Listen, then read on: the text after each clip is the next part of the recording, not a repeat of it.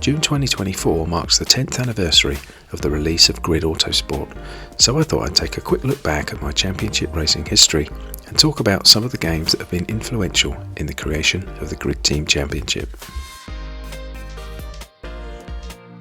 I've never really been interested in the career or season modes in racing games, preferring instead to use a curated list of single races to form my own championship, allowing me full control over the format and structure of a series and developing my own methods of career progression, such as moving up to quicker teams if I hit certain season goals, for example. In that regard, the origins of the GTC can actually be traced all the way back to the mid-90s, when I would spend many a fun evening playing Ayrton Senna's Super Monaco Grand Prix 2 on the Sega Megadrive, using the free practice mode to do each round of my Formula 1 championship individually, keeping a track of the season standings in a separate notebook, and employing an elaborate system of coins, counters and dice to decide driver position changes and various other random race events. Jump forward a little to the early 2000s and I began what became a 4-year career on Le Mans 24 Hours on Sega Dreamcast, starting off in the lower GT categories and eventually moving up to the high-end Le Mans GTP and LMP machines, finally winning the championship in 2004 after being runner-up in the previous 2 seasons. I had all sorts of randomizers for engineering race incidents or mechanical issues for both myself and other drivers, as at the time the games I was into didn't really simulate this to my satisfaction. Further racing seasons in the World Rally Championship on PS2 and TOCA World Touring Cars on PS1 followed, before beginning a long association with Formula 1 games, starting with single-player championships in the late 2000s, eventually leading up to online racing leagues in the early 2010s. Around this time, I kind of realised that I was probably taking the racing a little too seriously. I felt I needed to make every session as difficult as possible by cranking up the AI to max, turning off all the assists, and whilst this did produce some genuinely euphoric moments when I got a decent result, more often than not it led to frustration and dissatisfaction with my racing. I wasn't having fun anymore, and I almost gave up on the genre altogether. Then, in 2014, out of nowhere it seemed, along came Grid Autosport. I had played many other races, including earlier Grid titles previously, but nothing had really grabbed me as I searched for something that could possibly challenge Le Mans 24 Hours as my favourite track racer at the time. Autosport delivered Codemasters' brilliant blend of enjoyment and challenge to create some seriously exciting racing experiences.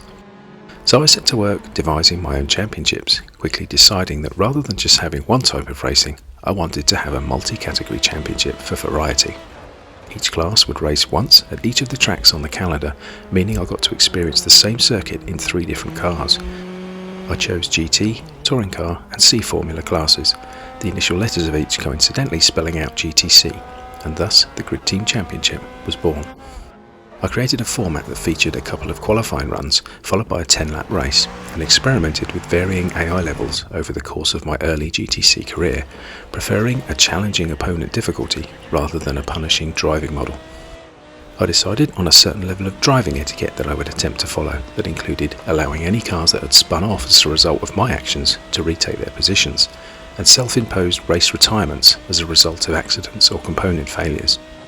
I even employed a system of stewards' inquiries for any instances where I couldn't decide on the appropriate course of action, leading to points deductions, disqualifications, and even race bans. Additionally, I had a basic system of car upgrades by way of having a simple results goal that would unlock the option to start tinkering with car setups and activate the various performance upgrades that could be chosen before the race. Being a team-focused series, I devised a point system that meant individual team drivers would score race credits for their finishing positions. These credits would then be combined, and this would establish the team result for the round. This would then translate into a tight distribution of championship points, ranging from 8 points for the winning team down to 1 point for last place, in an attempt to keep the gaps between teams very close and make for a more competitive championship. But Autosport had an issue in that due to the game's grid size limits, not every one of the game's 10 teams would be present at all races, with most tracks limiting the field to 8 teams and the city tracks limiting this to as low as 6. This is where I came up with Autoscore, a system that awarded the missing teams points based on their general championship position, but subject to a few performance variables to keep things interesting. This solved the problem of certain teams missing the race for the week, and whilst it was never a perfect solution, it at least allowed a degree of fairness and consistency for the championship. 5 full GTC seasons followed, but it wasn't until my 4th season with Monster Energy Racing that I was able to overcome the challenge of Ravenwest and finally become series champions in 2021. Coincidentally, that was the very first season that I featured on this channel, which had been born out of COVID lockdown the previous year, as I looked to take advantage of having my work computer at home by getting into streaming and content creation. The 2021 season was an epic 24-round series, taking over 6 months to complete, but I quickly realised that not only was this way too long to expect people to stay engaged, but that it was taking over my gaming time for a serious chunk of the year. So, whilst my final season on Grid Autosport in 2022 developed into a titanic battle with Ravenwest, it took place over just 12 weeks, which I felt was a more sensible length for the series. Now that the Grid Team Championship had become established as a staple on Purple Mouse Gaming, I decided to work on a couple of new mini-championships for the channel, revisiting Colin McRae Dirt 2 for the Dirt Challenge series, and then soon after, going back to the Sega Dreamcast once again to contend the Kart Racing Legends series on Flag to Flag, which brought back many happy memories of watching Champ Cars racing back in the late 1990s, still to this day probably my favourite real-world racing series. With a growing feeling that I would soon like to consider moving the GTC to a more modern game, I started to wonder how much longer I could use the ageing Grid Autosport to create my premier racing series. Then, in 2022, and arguably out of nowhere once again, Grid Legends stepped forward, and following a short time spent with the game, I quickly decided that I could transition the GTC to this much more advanced title and take advantage of a serious improvement in recording quality by using a newly acquired modern Apple Mac, upgraded capture hardware and a more efficient capture software. So in 2023, the Grid Team Championship made the leap over to Grid Legends. And whilst the general format of multi-class team-based racing remained largely unchanged, the new game brought a chance to refresh the teams, cars and tracks used for the series moving forward.